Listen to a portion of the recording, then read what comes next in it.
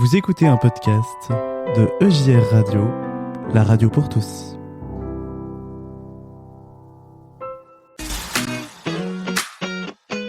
Solidarité, bonnes actions et petite histoire du soir. C'est la rubrique à brac de Pascal.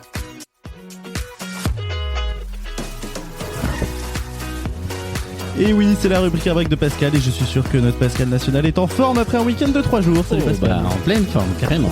En pleine forme, prêt à nous parler donc de solidarité, de bonnes actions et de petites histoires du soir. Quel est le programme, Pascal ? Alors, le programme d'aujourd'hui, on va parler de naufragés. C'est pas drôle, mais vous allez voir que c'est une très belle histoire. On va parler bricolage, c'est pas souvent. Et la petite histoire du soir nous parle de paix. Eh bien, voilà de quoi nous annoncer un beau programme. Avant de commencer quand même ta rubrique à brac, comment ça va ? Passer un beau week-end ? Oh, en pleine forme, bon week-end, tranquille, un petit bowling, tout va bien. J'ai gagné en piste d'oxyde. Il a fait des strikes et des spares. Ouais, c'est ça. Plus de spares que de strikes. Plus de spare, ouais. Bon, et bah tant mieux. En tout cas, j'espère que nos bien. amis auditeurs ont aussi passé un excellent week-end. Et donc, tu vas commencer ta rubrique à brac par nous parler de naufrage. Tout à fait. Un marin et son chien dérivent 2 mois dans le Pacifique avant d'être secourus. Un naufrage digne du scénario d'un film. Pourtant, la mésaventure vécue par un marin et son chien au large du Pacifique est bien réelle.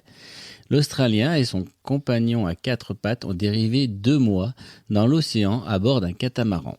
L'homme et son chien ont survécu en mangeant des poissons crus et en buvant l'eau de pluie, avant d'être secourus par un thonier mexicain, selon des médias australiens.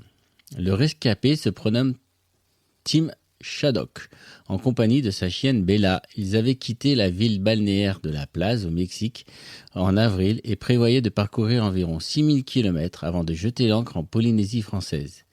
Mais une mer agitée a rapidement endommagé l'embarcation et mis hors de service tous les équipements électroniques.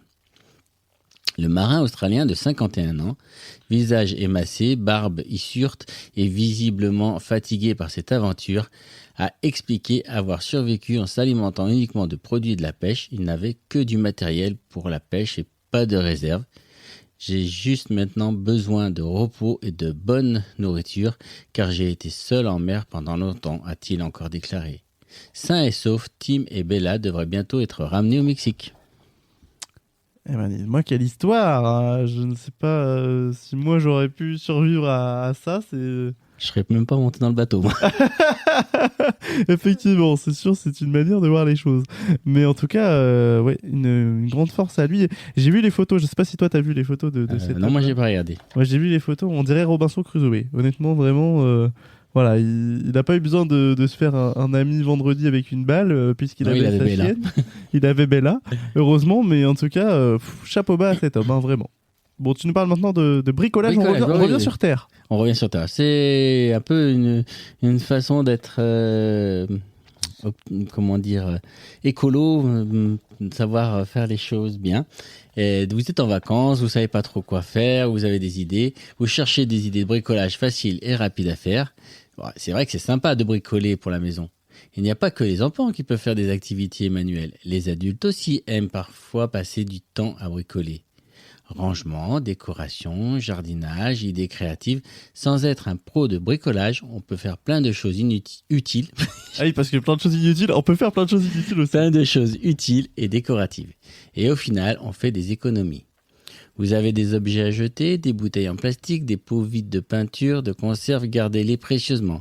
Grâce à ces idées, vous allez pouvoir leur donner une seconde vie. Vous pouvez par exemple transformer les vieilles boîtes de conserve en rangement, des vieux pots de peinture en pots de fleurs, des bougies en porte-photo, des vieilles gouttières en jardin suspendu.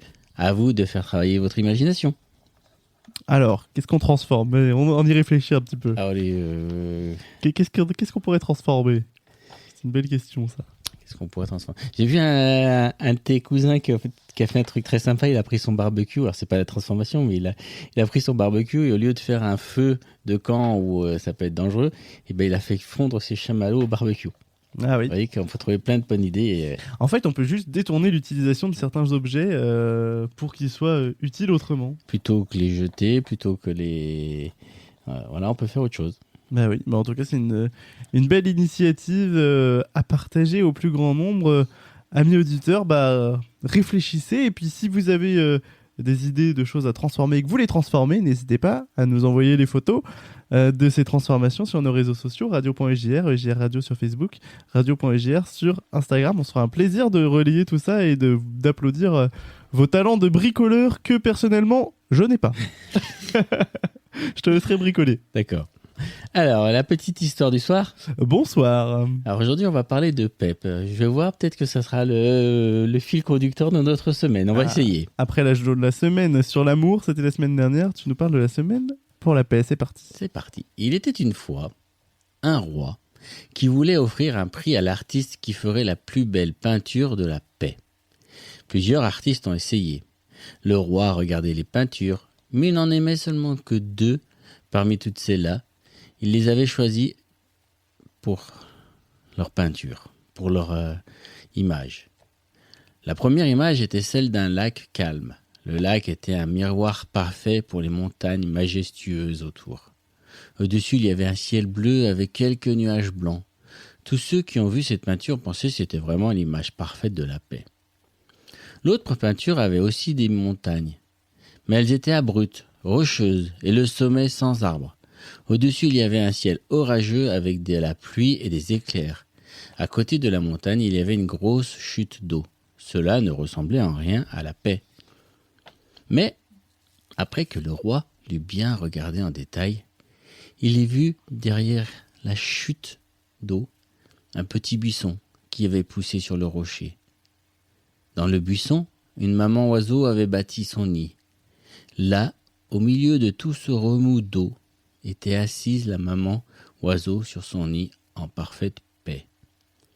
Le roi choisit la seconde image et expliqua : la paix ne veut pas dire être à un endroit où il n'y a ni bruit ni trouble. Non, la paix veut dire être au milieu de toutes ces choses perturbantes, mais être toujours au calme dans son cœur. Merci Pascal pour cette petite histoire du soir. Le calme dans son cœur, la paix dans notre cœur. Malgré tous les bruits et tous les tumultes. Et je pense que c'est l'un des enseignements aussi de la Bible. Hein. La paix se trouve aussi des fois dans les détails et non pas seulement que dans des choses qu'on pourrait rêver ou des endroits que l'on pourrait miroiter. Tout à fait. Et ça me fait penser avec l'actualité à frère Benoît au début du conflit en Ukraine qui était parti rejoindre des frères et sœurs de Thésée qui vivaient là-bas et qui disaient malgré le tumulte, malgré le bruit des guerres qui étaient là, il y avait cette paix, qu'ils avaient pu prier dans la paix, c'était quelque chose de beau et de fort. Frère Benoît que l'on retrouvera sûrement peut-être dans un prochain Afterwork. On l'avait reçu donc il y a un an, on le retrouvera peut-être cette interview dans un futur Afterwork, qui sait. Tout à fait. Merci. Merci Jonas, Pascal, merci à tous. Bonne fin d'émission. Merci, et merci pour cette rubrique à break. On te retrouve demain ? Oui, bien sûr, avec une petite histoire sur la paix, j'espère. Eh ben, nous aussi, on espère, et avec encore plein de solidarité et de bonnes actions et de bricolage. Bonne fin d'émission. Je compte sur toi pour revenir avec quelque chose de bricolé. Tu veux quelque chose de bricolé ? Tiens, je t'ai bricolé quelque chose. Super, merci. Une bouteille d'eau. Une bouteille d'eau, ça ne me sert à rien.